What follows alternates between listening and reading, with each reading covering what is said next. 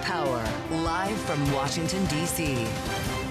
That was President Trump, and this is Balance of Power live on Bloomberg TV and radio. I'm Kaylee Lyons alongside Joe Matthew live in Washington. The President of the United States just speaking at the White House in an executive order signing for the 2028 Olympics. The president taking questions from reporters following signing that order, commenting on everything from Russia, Iran, the Federal Reserve, and more. Joe, he reiterated comments he had made earlier this morning that he could make a new decision on the Fed governor vacancy that will, of course, be vacated by Adriana Kugler at the end of this week, before the end of this week, suggesting he's narrowed it down to a couple people, and the Fed chair is down to 4 people right now. Covered a lot of ground there, including not only the Olympics, but the role of male trans athletes he was asked about in what became a pretty wide-ranging news conference, Kaylee, that was actually not on the schedule this morning. We should let everybody know this was fairly spontaneous. He was there to sign a single executive order, but we got a pretty good download from the president on a range of issues here, remembering that we're counting down to a series of deadlines, including Friday's deadline for secondary sanctions against Russia, one of the other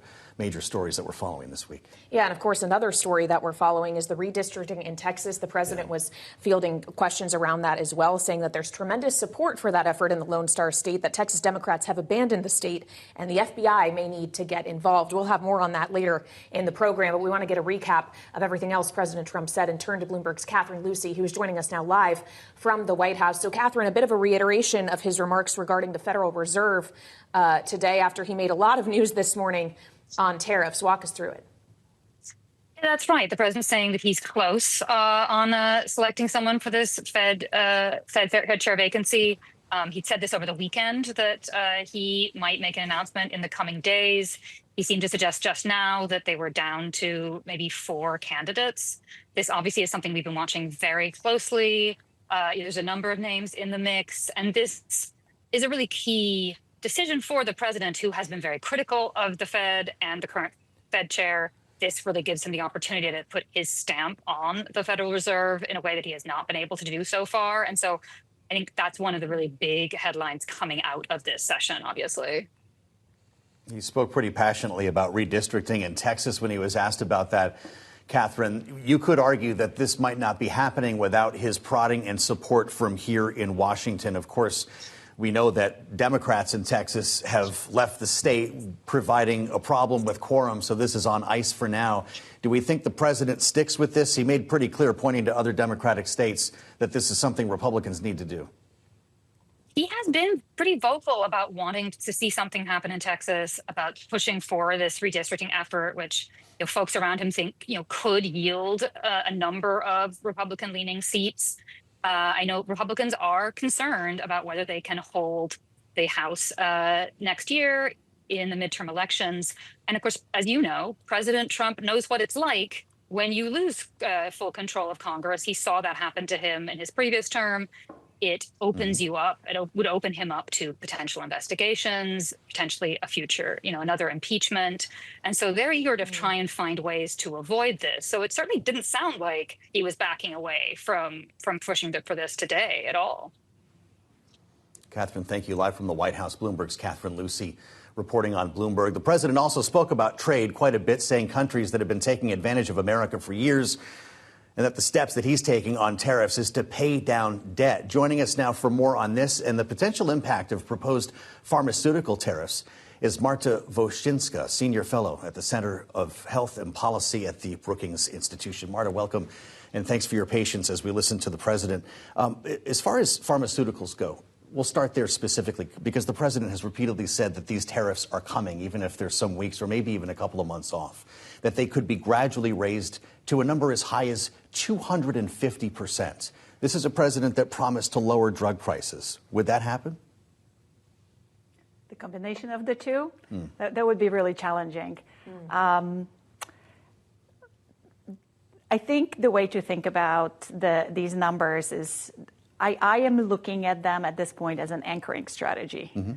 Put out a high number, and then when a high number comes next, it will be lower and it will seem much more reasonable. So that's how I looked at the 200 before.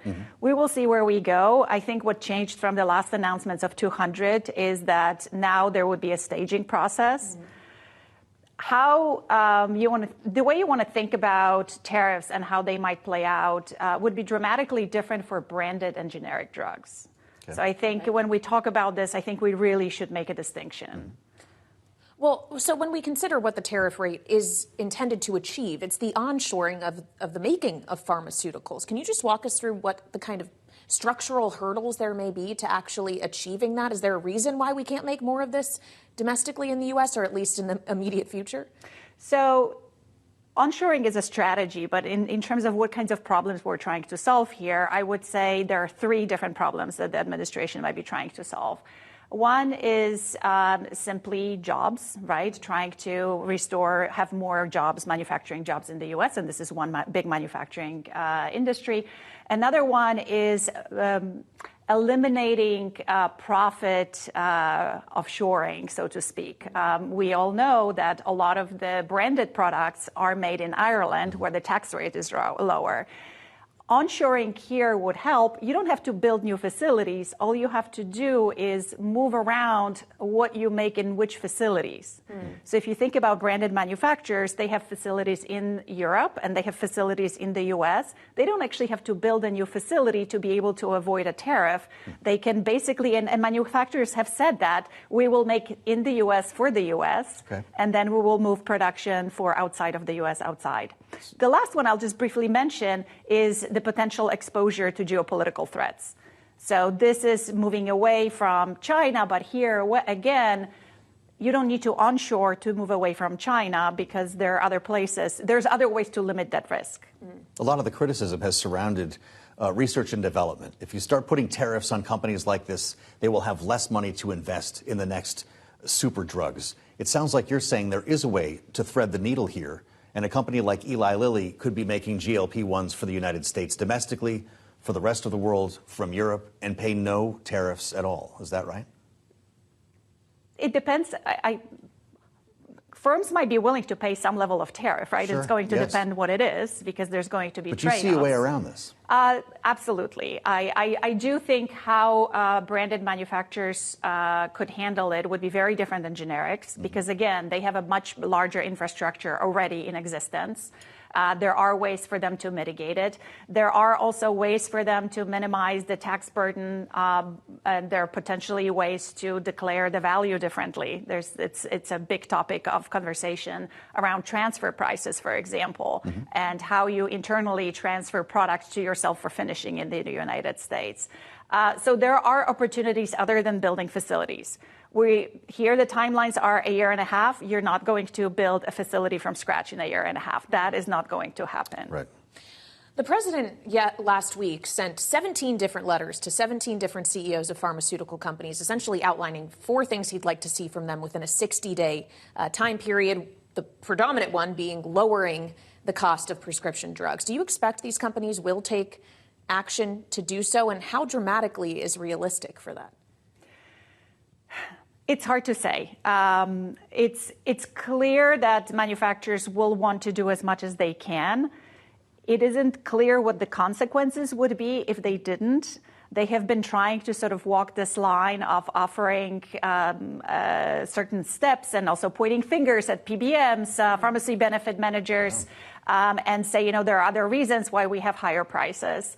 I do think that this is, to some extent, I think the question is, what would the administration consider success here, right? So I'll give you a good example. We are not very happy, and we say it's unfair that Europeans pay lower prices.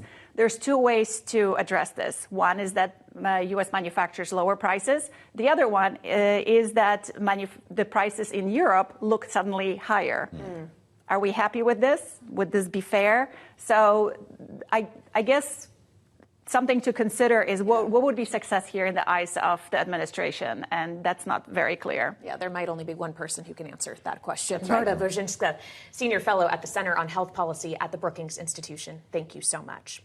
Now, just moments ago, President Trump commented on the ongoing situation in Texas regarding the Democrats who fled the state to avert redistricting efforts. Take a listen. Well, I think they've abandoned the state. Nobody's seen anything like it, even though they've done it twice before. And in a certain way, it almost looks like they've abandoned the state. It looks very bad. Yeah, go ahead, please. Should the FBI get involved? Should the FBI get involved? Well, they may have to. They may have to. Joining us now for more here on Balance of Power on Bloomberg TV and radio is Democratic Texas State Representative James Talarico. Welcome back to Balance of Power. Representative, it's good to have you. The other thing we heard from the president is that Democrats did this redistricting first. That was his response when questioned about what's happening in Texas. Given the rhetoric we are hearing from other blue state governors, be it Kathy Hochul or Gavin Newsom, does the president have a point? Are Democrats kind of counteracting your argument that what Texas is doing is wrong? No, not at all. Typically, state legislatures, whether they're in blue states or red states, they adjust district boundaries at the beginning of the decade. And yes, they gerrymander. Sometimes Democrats do it, sometimes Republicans do it. It is wrong in either instance because politicians shouldn't be picking their voters. Voters should be picking their politicians. But what's happening here is a whole nother level. The president of the United States, the most powerful man in the country, requested that Texas Republicans find him 5 more congressional seats. And so now they are redrawing the maps they just drew in 2021 to rig the next election for him, to insulate him from public accountability. And that's a fundamental disruption to the democratic process. If the president wanted to campaign on his policies and try to win based on the maps that we all set in 2021, that would be fine. That's how this process is supposed to work. But that's not what's happening. The president is trying to execute a power grab in the state of Texas, and we will not let him cheat in order to hold on to power. Rep. Talarico, it's good to have you back on Bloomberg. We spoke with your colleague in the Senate yesterday, State Rep. Chris Turner, another Democrat who has fled, I believe, to the same city that you did to try to make a point here. But we also kind of acknowledge the fact that this really will not change the outcome of this effort because the governor can continue to set special sessions. And Mr. Turner learned that just a few years ago in the last attempt at redistricting. I think it was 5 weeks before everybody came back and this took place at last. What is the real purpose of you leaving Texas? Is it to publicize what's happening? Is it to raise money around it, or both? Well, I actually want to push back on the idea that our 2021 quorum break was a failure. It wasn't. And I also want to clarify that it wasn't over redistricting. It was over a voter suppression bill that would have made it harder to vote in the state of Texas. Texas is one of the hardest places to vote in the entire country. And so we broke quorum and we drew national attention, a national spotlight on that voter suppression effort. And that spotlight convinced Texas Republicans to take the worst parts out of that bill. A ban on souls to the polls, which is Sunday morning voting, which African-American churches traditionally use to get their congregants out to vote. Also a provision that would have allowed Republican politicians to overturn election results they didn't like. And both of those parts were taken out because of our quorum break. So it is a tool in the toolbox of the minority for when the majority oversteps their constitutional duties. And so I'm hoping that this quorum break can do the same thing by shining a national and now international spotlight on this power grab in Texas. We're hoping our Republican colleagues will walk back from the brink. I hope we can play by the same rules that we set in 2021 and not cheat in the middle of the game. I mean, by mid-decade redistricting, they are essentially like the team coming out of halftime during a football game that's ahead, and they say they want to change the rules for the second half so they can win the game. That's cheating, plain and simple. If they're going to cheat, we're not going to play. Representative, we just heard from President Trump in response to the call from Republican Senator John Cornyn of Texas to potentially get the FBI involved in the cases of lawmakers like yourself who have fled the state of Texas to execute this quorum break. What is your reaction to that, sir? What happens if the FBI gets involved? Well, it's completely consistent. With this rigged map, they are trying to rob Texans, Democrats, independents, and Republicans from their God-given right to pick the representatives of their choice. And now Donald Trump and Greg Abbott and Ken Paxton are talking about removing or arresting public officials, the people's representatives, from their offices. And so this is a page out of the authoritarian playbook that we've seen in other countries. And it should be alarming to all of us, not just Democrats, but Republicans and independents too, not just elected officials, but journalists too. This is a 5-alarm fire in a democratic system, and we all need to act with the urgency that this moment demands. Do you expect that someone will serve a warrant on behalf of the governor or the FBI, try to extradite you? Representative, what scenarios have you mapped out based on what you've heard so far? Well, I think I can speak for myself and my colleagues when I say that we're not very worried about the consequences we may face, whether they are arrest or financial fines or even removal from office, because we have right on our side. We are part of a long American tradition of looking bullies in the eye, of speaking truth to power, of civil disobedience, of good trouble. That is how this democracy was forged, and we are participating in that tradition, and we're proud to do it. When Donald Trump asked Georgia Republicans to find him 11,000 votes after he lost the 2020 election, those Republicans said, no, sir. But when Donald Trump asked Texas Republicans to find him 5 more seats in Congress in the middle of the decade, they said, how about Thursday? And so that's why my Democratic colleagues and I had to take a stand. Again, not just for our party, but for all Americans. Democratic Texas State Rep James Talarico, we thank you for returning and joining our conversation here on Bloomberg. Now, as Texas Democrats strategize on their next move, what are the potential wider implications for the state of Texas? For more, we turn now to Bloomberg's Texas Bureau Chief Julie Fine, who joins us live from Dallas. Julie, I know you were listening to our conversation, and there is obviously a larger story here that could involve a lot of other states, whether we're talking about California, New York, even Indiana. To what extent will Texas be driving the national narrative on this? Texas is driving the national narrative on this. You heard Representative Talarico talk about 2021 when they got some changes in the bill. That was within one state. This time around, you're talking about other states following suit. So if Texas ends up redistricting, it is very likely that you will see that happen in New York. You can see that possibly happening in Illinois, California. However, now we're also finding out that other Republican states may be following suit as well. So essentially what Texas decides to do will set the tone for what other states decide to do. Also, a very big difference that we're seeing this year versus 2021 when there was the quorum break over voting is that this time around it is so in the national attention that it's something that the president is talking about. He was the one that actually kicked this off by saying they needed the 5 seats in Texas. So it is certainly in the national spotlight because of how it affects the entire map and the midterm elections. Well, as we consider the midterm, Julie, it strikes me that what President Trump was just responding to, the push from the incumbent Republican Senator John Cornyn to get the FBI involved in investigating these lawmakers who have left the state, comes after, of course, Ken Paxton, the Attorney General, who is primarying Cornyn for that seat, said that these lawmakers should be arrested. To what extent should we view the rhetoric from the senatorial candidates around this issue as being positioning themselves in this primary? Well, I think both of them would have something to say regardless of whether they are in the primary, but they are in an extremely heated primary. And again, this came out within hours of each other. So I expect if one does something, the other will likely follow suit in this situation. I think the real question here is how the president reacts to that and if they actually think about sending federal agents to get state lawmakers who have gone to another state. That just brings this to an entirely new level.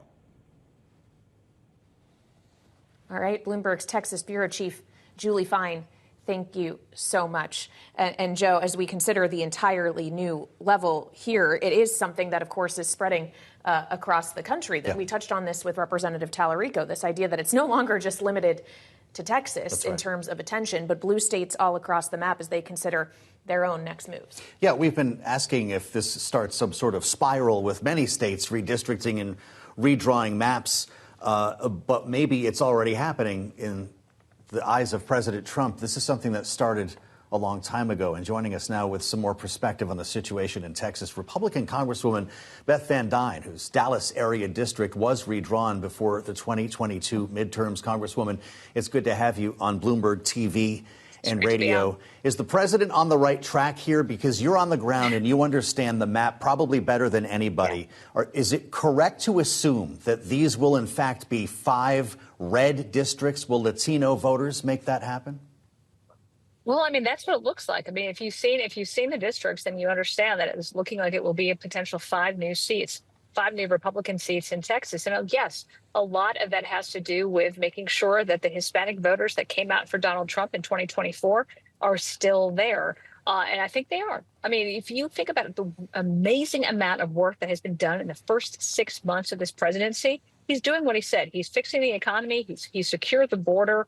I think these are things that Texans really appreciate, that they want. They've been very adamant about. I think we're delivering, and as a result, I think they're going to appreciate that come the midterms. But I will tell you, to my colleagues, I guess they're not necessarily, but to my Democrat friends in the Texas Congress, look, come back to work.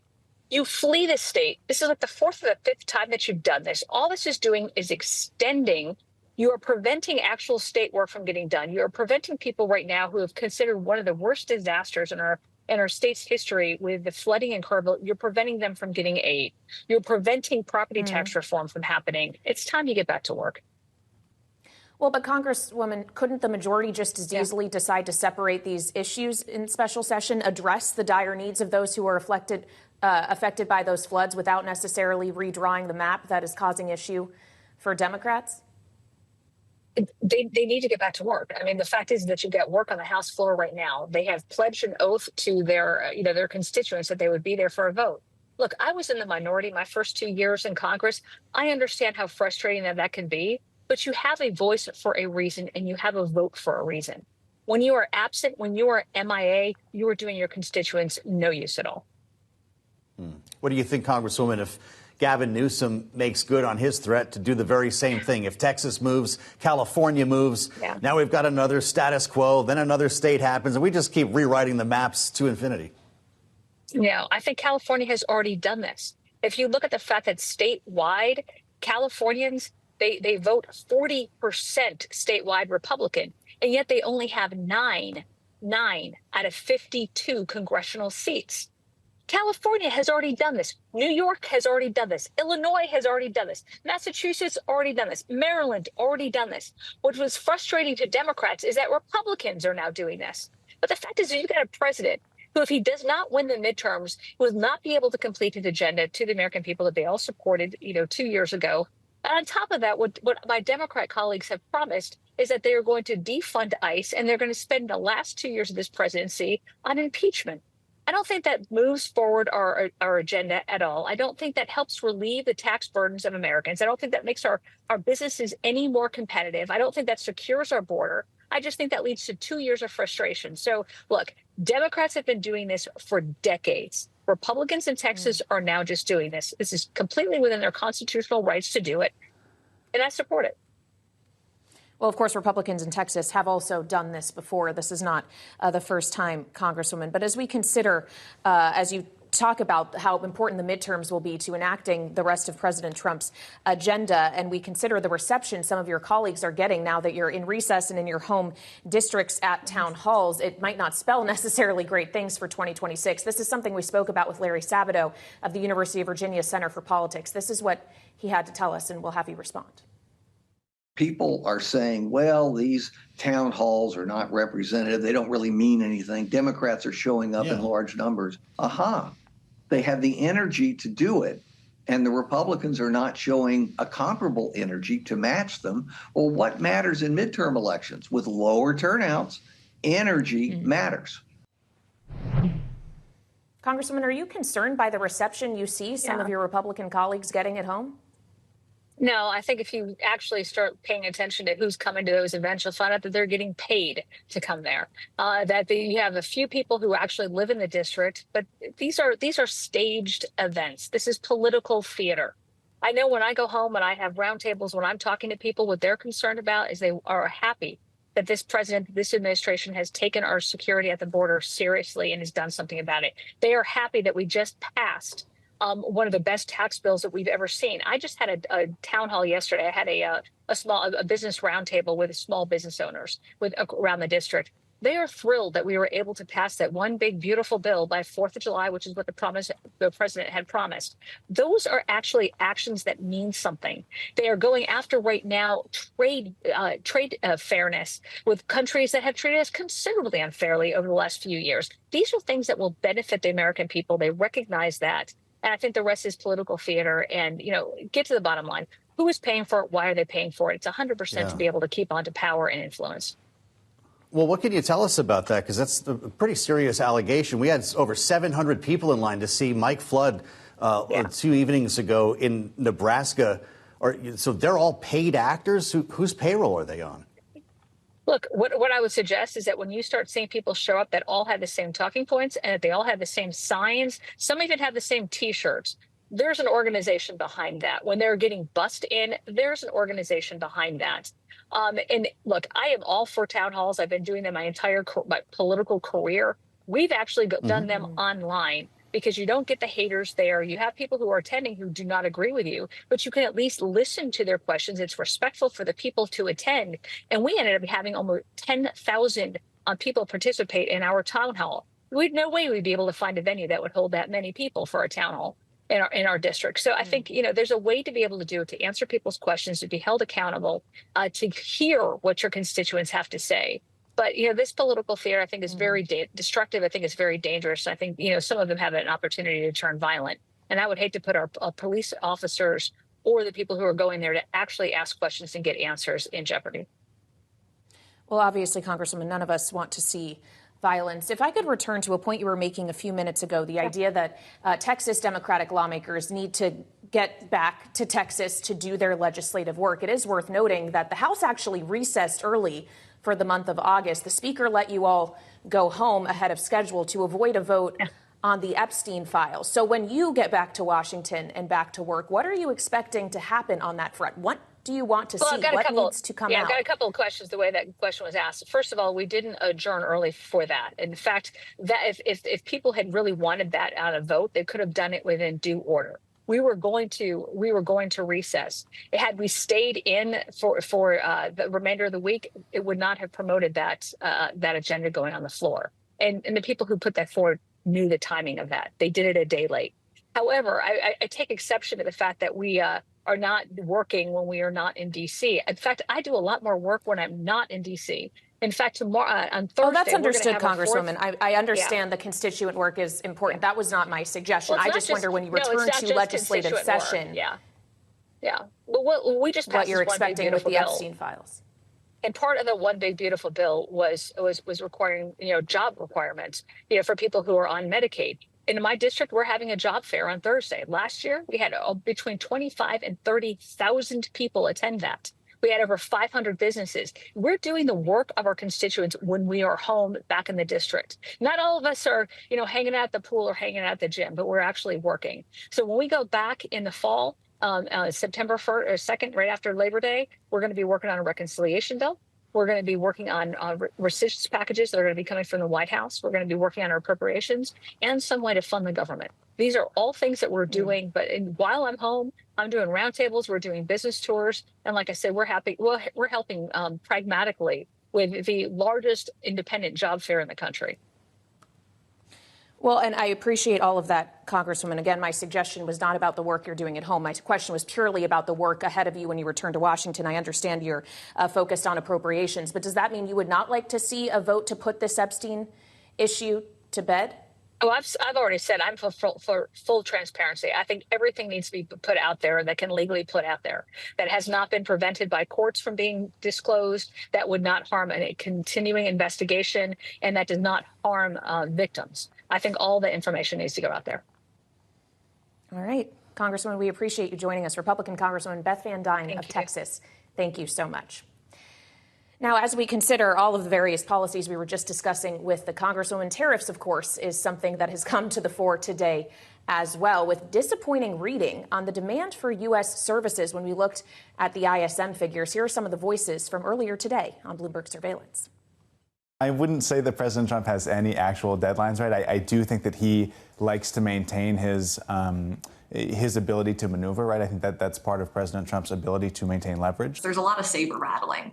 And then ultimately, things end up settling at a lower level than what's initially threatened or proposed. However, ultimately, once there's more clarity and things have settled, then we think that we'll be in the 10 to 15% range, which has an impact, but it isn't necessarily going to be devastating to the economy. For all the talk about no extensions, I think they're going to be extensions. We've already seen pauses and extensions. That doesn't mean there can't be more. The administration leaned into the no extension narrative because it's a good negotiating tactic.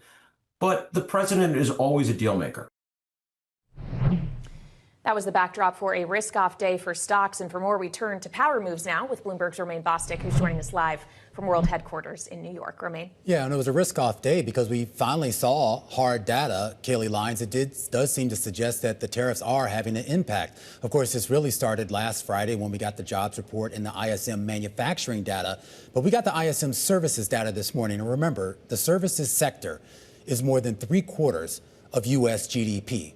And that sector is basically stagnant. That's what those numbers told us, and that's a big part of the reason why you saw so much red on your screen. In fact, prior to those numbers coming out at 10 a.m. Washington time, it looked like we were going to actually have an extension of the market rally on the back of earnings. But when you start to see numbers on the headline that show that stagnation, and then underneath the hood, the idea that employment costs are up. Prices paid are at the highest level since 2022. An employment figure, meaning the number that it suggests how much people are willing to hire, that number is at the lowest level since the start of the pandemic. On top of all that, inventories and order backlogs have been shrinking. And this all has a direct economic impact. And more importantly, it has an impact on the value of risk assets. You saw that there play out in equities. You saw that play out in the fixed income space. You saw that in the VIX moving higher on the day. And you also saw that, Kaylee, in a lot of the activity with regards to some of the other asset classes, including oil and metals. And then after hours, we got some earnings. And these were out of two key chip makers, Supermicro, which is big in the data center space, and AMD, a huge chip maker that some people say could actually potentially rival NVIDIA for those high-end AI chips. Both of those shares are lower in the after-hours trade, with Supermicro leading the charge, and that was largely because of some concerns about demand. They did not specifically cite tariffs or trade policy, but it is very clear that they're struggling with demand and struggling to keep up here. So the policies and, more importantly, the economic impact certainly having a direct impact on some of the names in the stock market. Be interesting to see if this bleeds over into other chips and tech stocks tomorrow. Bloomberg's Romaine Bostick, thank you so much. As always, Romaine. Coming up, House Republicans have subpoenaed the Justice Department and former President Bill Clinton for information regarding the Epstein files. We'll bring you the details ahead. Also, we'll turn back to our conversation on what's next for Texas Democratic lawmakers with our political panel on Balance of Power on Bloomberg TV and radio.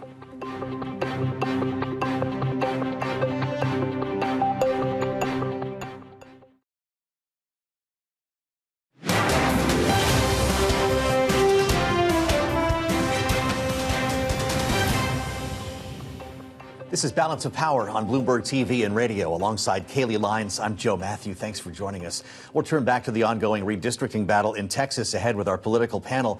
But first, the stories we're watching as well in today's Power Brief. The Kremlin is weighing options for a concession to President Trump in an attempt to head off the threat of secondary sanctions, including a truce in aerial combat in the war with Ukraine, according to a person familiar with the situation. But there's no indication that President Vladimir Putin would agree to a general ceasefire as his forces continue steady advances on the battlefield.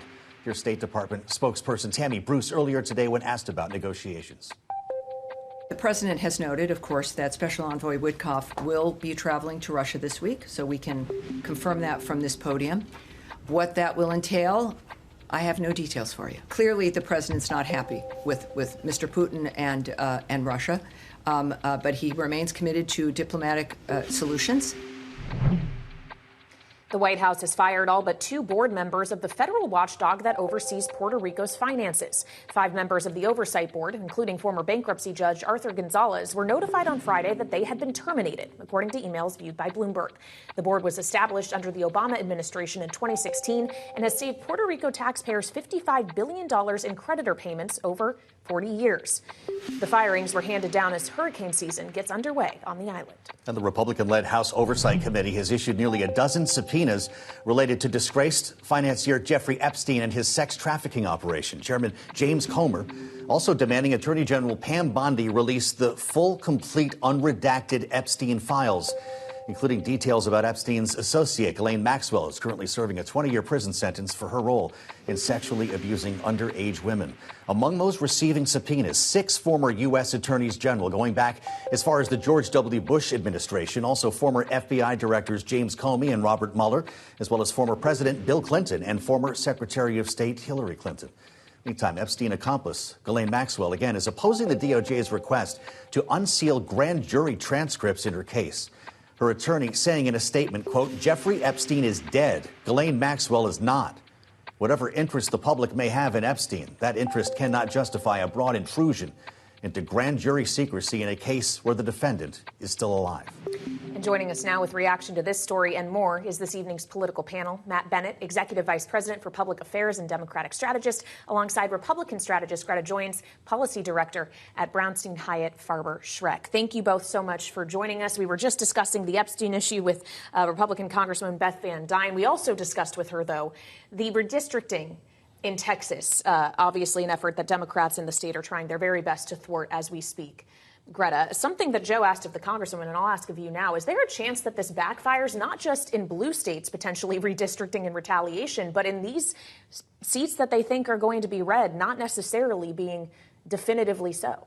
Sure, and I know, as Matt knows, the most important thing is candidate recruitment, right? Republicans can create as many Republican districts as they want, but if they're not pulling out and creating great potential members for voter support, it's not going to work. However, it is important to note that as they're looking at all these districts, one of the current districts in Texas has 400,000 more residents than it did last time they went through redistricting. A lot of those are people coming from California and other blue states, and it's important that all of the new residents of Texas are adequately represented in Congress. And I do think this is an effort Texas constitutionally has the ability to work on and do. It is much more challenging in blue states that Gavin Newsom would like people to believe. Well, yeah, let's talk about that for a minute, Matt. Is it better strategy for Democrats to spend money in Texas trying to win those seats, or to start passing resolutions in states like California to redistrict other jurisdictions altogether? I think we definitely have to go after those seats in Texas. What you were referring to, political people call the dummy mander, yes, instead of the gerrymander. And it could be really dumb for Texas Republicans to break up very safe districts and make them slightly less safe for the incumbent Republicans in them. And look, if the economy turns down, and you guys know more about that than I do, but if there is a real downturn, and we're 18 months away here, you could see a fairly large blue wave that could wash away some of the people that they're breaking up their districts. In California, it is like a 15 bank shot move for Newsom. There's a lot that would have to be done, but the upside is pretty big. It could be as many as 5 seats. Now, it could be dummy for us, too, but I think in a midterm with Trump in office, I think it'd be a safer bet for Democrats. Well, and as you're talking about the potential for a blue wave, is this something Democrats really need to do? Can they not stand on policy alone, pushing back specifically on the policy and the legislation that has passed so far during the second Trump administration? Well, remember, we're not doing this. This is the Republicans doing this. They're changing the rules in the middle of the game. I mean, it is true that there's been population gain there, but this is not a thing that normally happens. This mid-decade census, mid-decade redistricting, it generally happens only after the census is taken. And so Texas, which Trump won with 56% of the vote, they already have 71% of the House seats. They would get up to upwards of 80% of the House seats if this goes through and they win them all. So this isn't us, this is them. Talked about town halls for a moment with the Congresswoman. Some of them have been making news for all the wrong reasons, at least if you ask the member of Congress on stage. Last night it was Mike Flood's turn. The Republican congressman from Nebraska faced a very contentious crowd of constituents in his home state. Hundreds showed up. Take a listen to their response to the president's big, beautiful bill. We've had this conversation before. We've got Medicare now. We can start rolling back the age 5, 10 years at a time. Would you support that? We can't afford that. Why did you cut SNAP and healthcare research? We do not have unlimited money in the United States. Wow, Greta, not fun, obviously, and it is somewhat ironic that members like Mike Flood and Brian Stile, who are not MAGA and are arguably moderates in their conference, are the ones being targeted, but they're the ones daring to hold town hall meetings. So we'll, I guess, salute them for that. I guess I'm wondering what you see and hear in moments like that. Are you going to tell me it's Democratic activists being bussed in or something to worry about in the midterms? I think that engaging with your constituents is always important, and I applaud both of those members for doing that. Mm-hmm.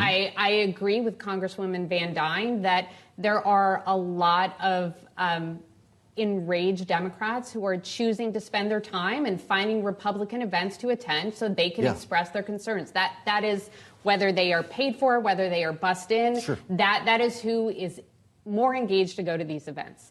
Ultimately, Republicans are supportive of the president. The polling continually says they are upwards of 80% supportive of where the president is. And the big, beautiful bill was his idea, his name for, I think, to the chagrin of some Republicans who maybe weren't quite sure about that. But ultimately, I think that where Democrats want to be is they want to be angry and they want to bring the base with them. How that's going to play out in an election that is over a year away, I think is TBD. Well, the bill itself in polling consistently got nowhere close to 80% approval. And I wonder if you think these town halls, regardless of whether or not there are more Democrats there than Republicans, are indicative of potentially Republicans going all the way up to President Trump himself need to find a better way of messaging what they see as the merits of this legislation. I think the messaging is certainly going to take time. Important to note that a lot of the more contentious parts of the bill are not going into effect until after the midterms. Mm-hmm. So I think as Republicans are looking at it straight on an election basis, are they concerned about how this bill will be received next cycle? Mm-hmm. I would say yes, but it is incumbent on Republicans to talk about this bill in a positive way and also get the president to talk about the bill and the achievement within it in order to sell it to the American people. I don't know if Third Way is busing Democrats to Republican town halls, Matt. We are not, but we could. Well, I know that's right. Yeah. I do know that you have some carefully honed messaging, though, at Third Way that we're going to start hearing Democrats use. Do they need to hold town hall meetings? Are you buying ad time? Is this for your conversations with the neighbors? How do Democrats win the messaging game here? Well, at this stage, we're in an odd year, not an even year when the elections are held. It's really about what Democrats are out there saying at their town hall meetings, when they're on television, when they're talking to folks in the grocery store. And the problem for Democrats that we've found is there are just so many different things to attack, things that Trump is doing, things that the Republicans are doing, things that are in the bill that Democrats don't like. They've got to figure out what to focus on that their constituents care about. Yeah. And the things they care about are the 12 million people that are going to lose health care coverage, the enormous increase in the debt that's that this bill is bringing. And the reason they're doing it is to give tax cuts mostly to rich people. I mean, allowing people to immediately depreciate their private jet is not a thing that working class people really want. And if they know about it, they really don't like it. Just quickly, though, to Greta's point, some of those Medicaid cuts, for example, they're not going to hit before the midterms. Is that not a problem? It was clever of them to design it that way. It is incumbent on Democrats and their allies like me to make sure people know that this is coming. 12 million people are going to lose their coverage. And by the way, that's bad even if you have coverage, because emergency rooms are going to fill up, rural hospitals are going to close. It's going to be bad for everybody. Matt Bennett and Greta Joins. Great conversation. Thank you both for a great panel this evening. And we urge you, as always, to check out the Washington Edition newsletter. You can find it on the terminal and online. Thanks for joining us tonight on Balance of Power. And as we close out the show, a bit of personal news from me. I will be off the air here on Bloomberg TV and radio for the next few months. My husband and I are getting ready to welcome our first baby any day now, potentially. Yes. So I will be taking some time away to focus on that new, very important second job of being a mom. But in the interim, Joe, I will miss doing this one, especially alongside you with our entire team. But I'll be back in early 2026. Well, congratulations. This is huge and great news. Now you're in on it as well. You're the greatest. I'm going to miss you, and your chair will be here when you're ready to come back. Just think about that. I'll meet you back here tomorrow, right here on Balance of Power. This is Bloomberg.